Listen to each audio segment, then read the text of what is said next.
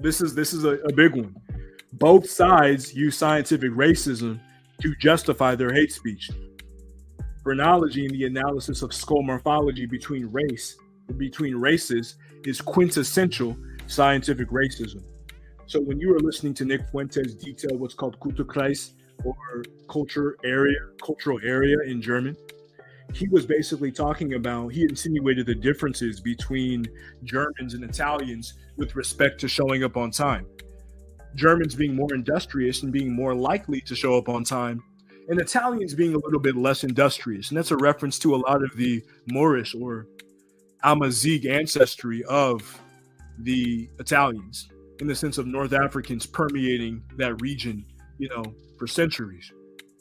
So that his conversation about that, about IQ, polychronic cultures versus monochronic cultures, Southern cradle cultures or African cultures, of the equatorial zone would be more so polychronic, following the motion of the sun, the water, the wind, the trees, having multiple time scales. Whereas Europeans, instead of having a concentric conceptualization of time, their time is more linear. And they developed chronological frameworks based upon a linear description of time. This is getting really, really deep into anthropology and cultural differences. But essentially, racist white people, ethnocentrists, have kind of used the scientific racism to basically describe and justify their colonial project within the quote-unquote New World. And then again, the fecal brain assimilationists promote ethnocentric divisions among Black people via hairlines and skull shapes, similar to the scientific racists. So when you look at phrenology, skull morphology, it was like, oh, that ain't no FBA head. That ain't no FBA hairline. And the funniest thing about it is the fact that a lot of these dudes who be commenting about hairlines are over the age of 50. And for those of y'all who know about biology and maturity, you ain't got a full head of hair. You ain't got a full hairline at the age of 50, 55. So it's really silly and immature that we're having these conversations.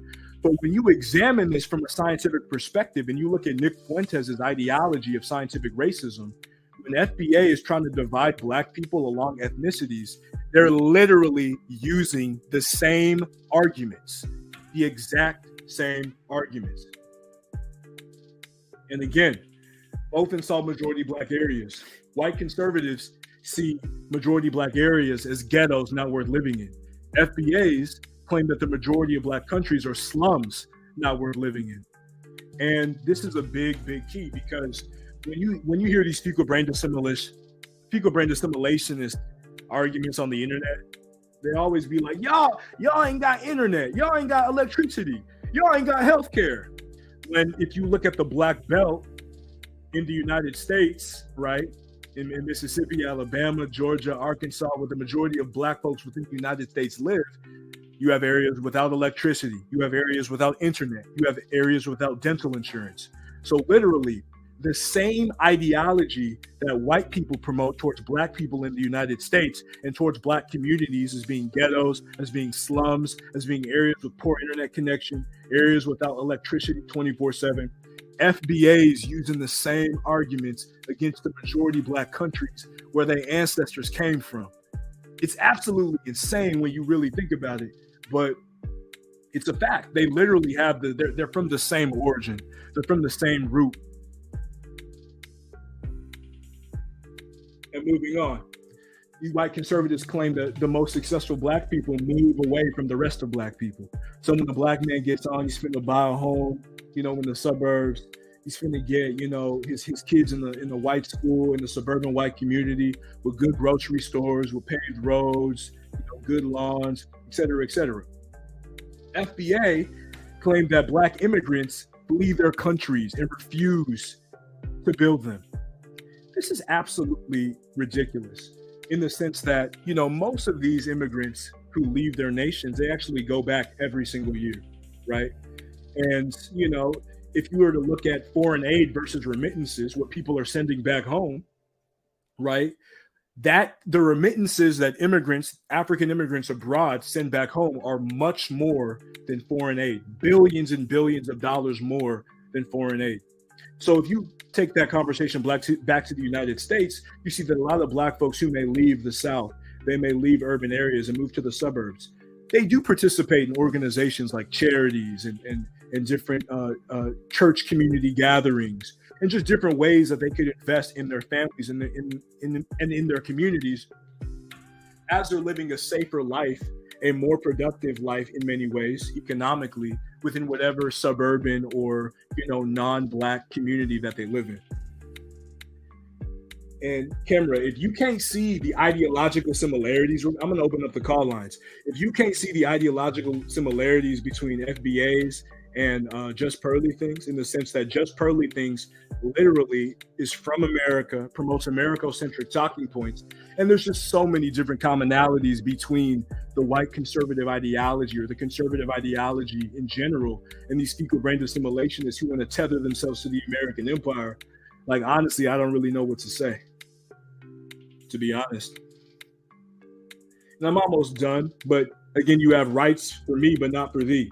So you have white conservatives, and they promote the U.S. Constitution, but don't support its usage against the status quo. So if you look at the many movements against critical race theory or teaching Black people about the truth of United States history within the schools, a lot of these white conservatives are against that, despite the existence of the First Amendment. And even if you look at the Second Amendment or the right to bear arms, a lot of white folks feel very, very uncomfortable with Black people exercising their rights to bear arms. And the similarity with the fecal brain assimilationists is the fact that they promote an American identity while wanting to police the language of Black immigrants in the United States. So they don't even believe in the First Amendment. They don't even believe in equal rights. They're practicing the same tactics as these white nationalists in essentially trying to gatekeep their position within the American plantocracy. So the rights for me, but not for thee ideology is very similar among them. And they play victim when called out. So, these white conservatives can quickly shift to narratives about straight white males being the most oppressed within the United States. Just Pearly Things literally stated that in her interview with Jesse Lee Peterson, famous Black conservative who is from the United States. He ain't a Nigerian, he ain't an Ethiopian or a Somalian. He is a quote unquote foundational Black to the United States, right? And then you have FBA. They claim to be the most hated people in the world while promoting ethnocentric hatred as the foundation of their ideology. So again, it's always about, it's these internet echo chambers where you see people, and a lot of these people are informants of the government trying to spread diaspora wars and hatred. And then FBA responds to tribalism with tribalism. They respond to hatred with hatred, just like these white conservatives built an entire empire based upon colonialism and genocide while claiming that straight white males are the most oppressed in society.